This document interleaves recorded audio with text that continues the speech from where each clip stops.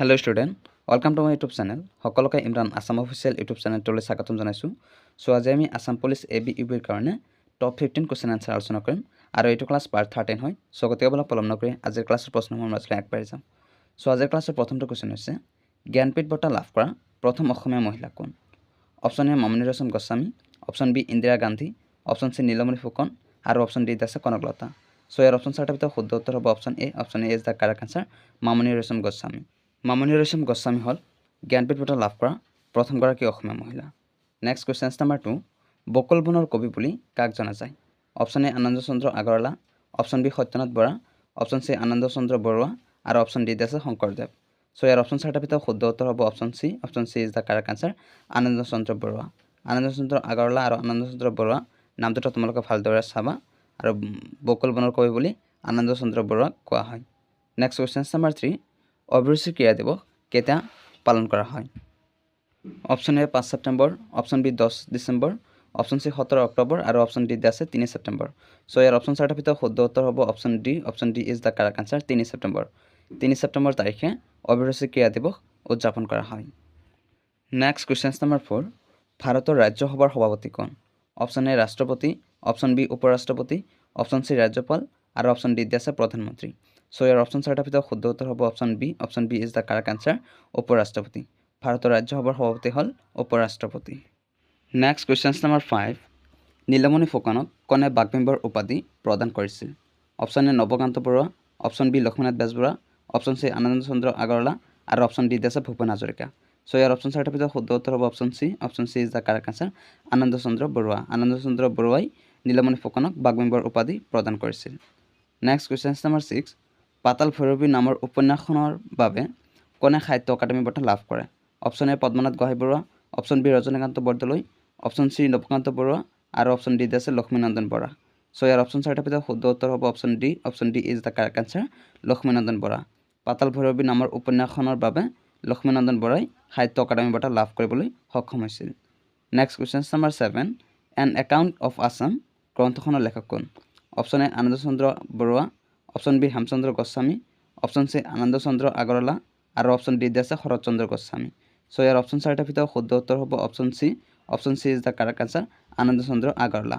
N account of Assam গ্ৰন্থখনৰ লেখক হ'ল Ananda Chandra Agarwala. Next question number 8, কিমান চনত অসমৰ স্কুল কাছাৰী আদিত অসমীয়া ভাষাৰ পৰিৱৰ্তে বাংলা ভাষা প্ৰচলন কৰা হৈছিল? অপচন এ 1836 চনত, অপচন বি 1873 চনত, অপচন চি 1936 চনত আৰু অপচন ডি আছে 1888 চনত। সো ইয়াৰ অপচন চাৰিটাৰ ভিতৰত শুদ্ধ উত্তৰ কোনটো হ'ব তোমালোকে কমেণ্ট বক্সত কমেণ্ট কৰাৰ কাৰণে চেষ্টা কৰা। সো ইয়াৰ শুদ্ধ উত্তৰ হ'ব option A. Option A is the correct answer, 1836 চনত। 1836 চনত অসমৰ স্কুল কাছাৰী আদিত অসমীয়া ভাষাৰ পৰিৱৰ্তে বাংলা ভাষাৰ প্ৰচলন কৰা হৈছিল। নেক্সট কুৱেশ্যন নাম্বাৰ 9, কিমান চনত বাংলা ভাষাৰ পৰিৱৰ্তে অসমত পুনৰ অসমীয়া ভাষাৰ ব্যৱহাৰ কৰা হৈছিল? অপচন এ 1936 চনত, অপচন বি 1863 চনত, অপচন চি 1973 চনত আৰু অপচন ডি আছে 1837 চনত। সো ইয়াৰ অপচন চাৰিটাৰ ভিতৰত শুদ্ধ উত্তৰ হ'ব option C. Option C is the correct answer, 1873 চনত বাংলা ভাষাৰ পৰিৱৰ্তে পুনৰ অসমত অসমীয়া ভাষাৰ ব্যৱহাৰ কৰা হৈছিল। Next question number 10, doctor Bhupen হাজৰিকাই পৰিচালনা কৰা প্ৰথমখন অসমীয়া ছবিখনৰ নাম কি? অপচন এ এৰাবাটৰ সুৰ, option B Joymoti, option C Indramalati আৰু অপচন ডি আছে শকুন্তলা।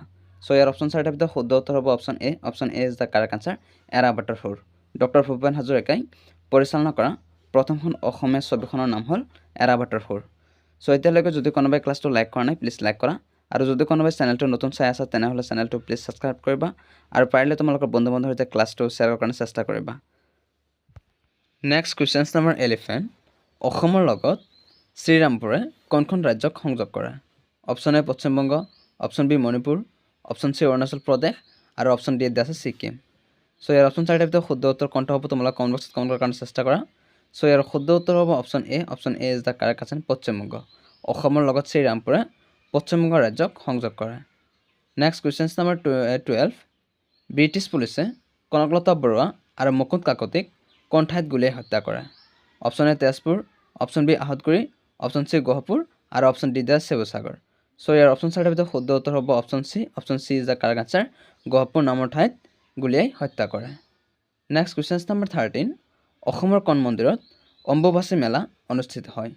অপশ্যন এ মহাভৈৰৱ মন্দিৰ, অপশ্যন বি হয়গ্ৰীৱ মাধৱ মন্দিৰ, অপশ্যন চি মদন কামদেৱ মন্দিৰ আৰু অপশ্যন ডি দিয়া আছে কামাখ্যা মন্দিৰ। চ' ইয়াৰ অপশ্যন চাৰিটাৰ ভিতৰত শুদ্ধ উত্তৰ হ'ব option D. Option D is the correct answer. Kamakhya মন্দিৰত অম্বুবাচী মেলা অনুষ্ঠিত হয়। নেক্সট কুৱেশ্যন নম্বৰ 14, বৰুণ বংশৰ কোনজন ৰজা অশ্বমেধ যজ্ঞ অনুষ্ঠিত কৰিছিল? Option A Bala Varman, option B Pushya Varman, option C Mahendra Varman আৰু অপশ্যন ডি আছে ভগদত্ত। চ' ইয়াৰ অপশ্যন চাৰিটাৰ ভিতৰত শুদ্ধ উত্তৰ হ'ব option C. Option C is the correct answer. Mahendra বৰ্মনে অশ্বমেধ যজ্ঞ অনুষ্ঠিত কৰিছিল। আজিৰ ক্লাছৰ অন্তিমটো কুৱেশ্যন নম্বৰ 15, কোন চনত অসমীয়া ভাষা উন্নতি সাধনী সভা গঠন হৈছিল? অপশ্যন এ 1889 চনত, অপশ্যন বি 1888 চনত, অপশ্যন চি 1873 চনত আৰু অপশ্যন ডি আছে 1865 চনত। চ' ইয়াৰ অপশ্যন চাৰিটাৰ ভিতৰত শুদ্ধ উত্তৰ হ'ব option A. Option A is the correct answer. 1889 চনত অসমীয়া ভাষা উন্নতি সাধনী সভা গঠন হৈছিল।